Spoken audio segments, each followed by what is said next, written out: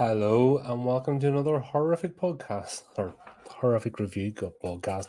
I am gibbering. Right, we're at movie number 19, The Jack in the Box. Nearly there.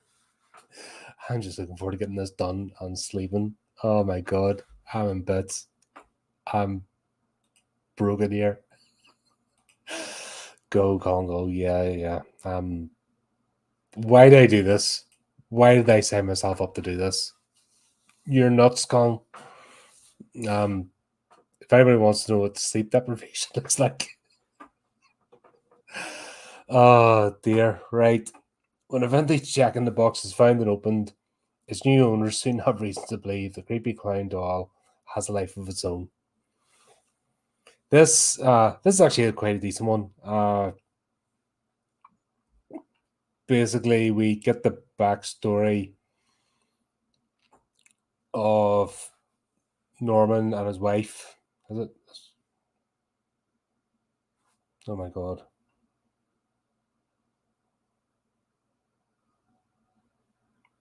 Is it Norman? Yes, Norman. Sorry. I'm working out here. He's out metal detecting. He's doing the old woo stuff, finds Jack in the Box. And it's not just like this thing is huge. It's almost like the lament configuration of Jack in the Boxes. Like this thing is intricate.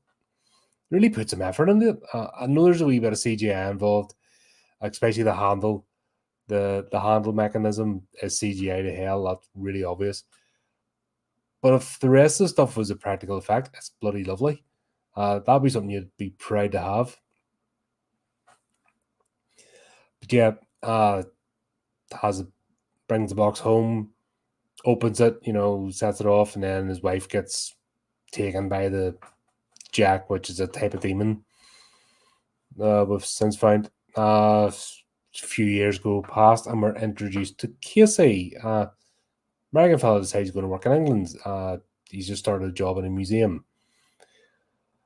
This museum is one of the, not the British Museum, I'm talking like a tiny wee pokey place in a small village, which is fair enough. So he's got a job there, part-time, couple of days a week, and yeah, sure enough, he encounters a box. So the premise of the story is essentially he opens the box too, and the Jack in the Box starts offing people. So as we go along, we also find out that Casey has a bit of a backstory and bit of guilt. He didn't answer the phone to his fiance. She was in distress, so effectively she was getting stalked and got offed.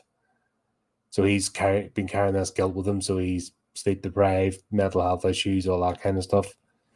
So it kind of sets him up as a patsy because as soon as he takes this job, people start disappearing. That's kind of the way it works. He opens the box, doesn't realize it arrives at the museum, they're clearing it out. He gets it appraised. It's, worth a lot, so he gets it opened up in the toy room.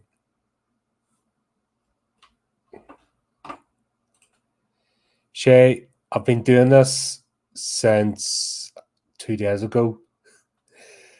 I'm now past, I think, the 48-hour mark. No sleep.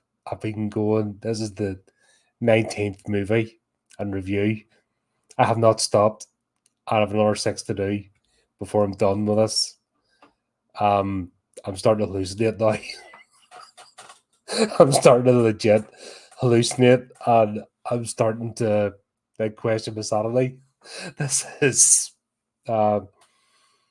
it's been a while since I know it seems silly, but it's been a while since I pushed myself. Plus, I was up that day, so we're probably going to hit at least we're probably hitting the 72-hour mark by the time I finish this non-sleep and just cracking out reviews, watching the movie, reviewing it. I'm losing my grip in reality. Let's just say this.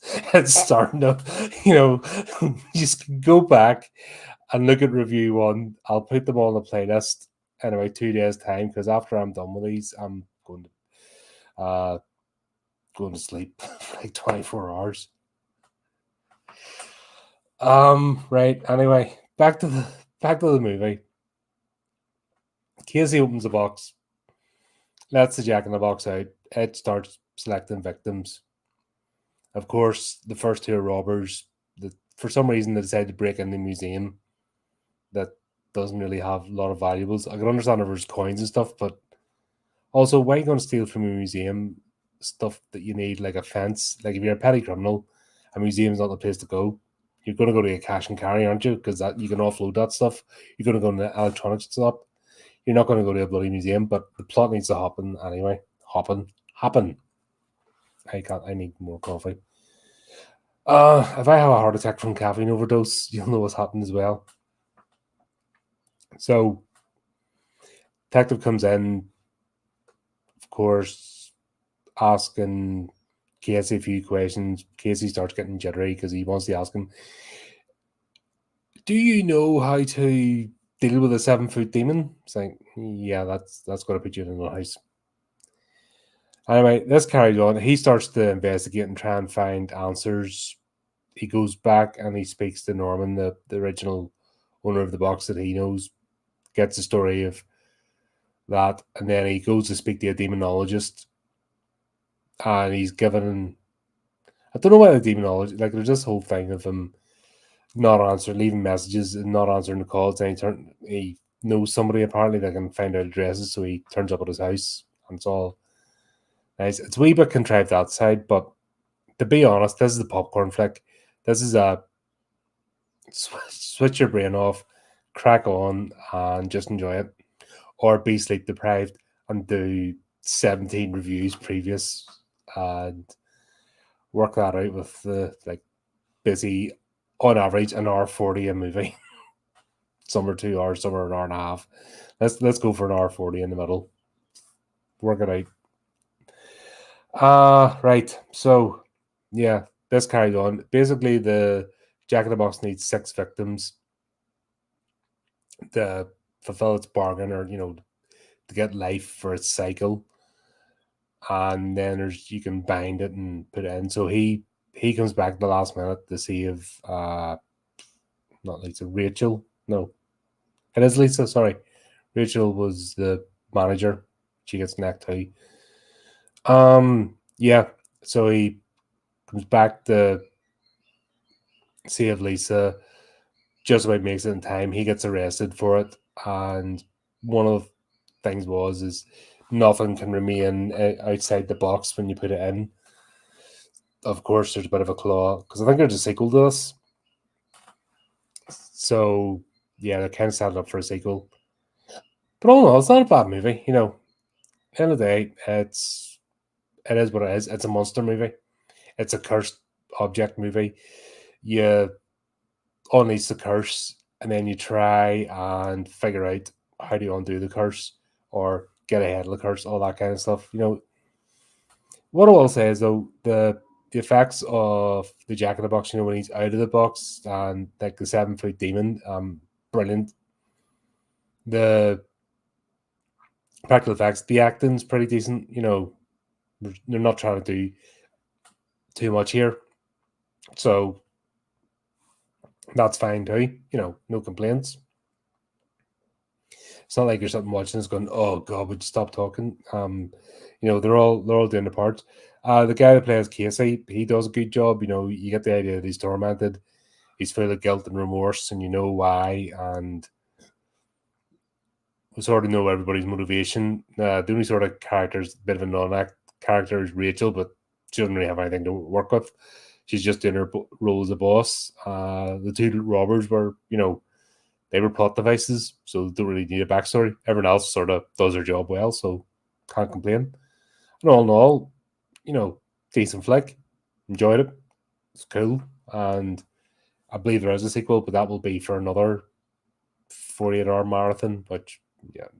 If I ever say I'm going to do this again, just tell me no. Just remind me of what I'm going through and just go, no, Colin. But there you go. There's that one. Done and dusted. What have we got next? The Man with the Screaming Brain. Okay, that's the next one up. So some Bruce Campbell goodness. Gonna love that there. So, yep. See you shortly. I'm gonna get that one fired up. Gonna get it watched.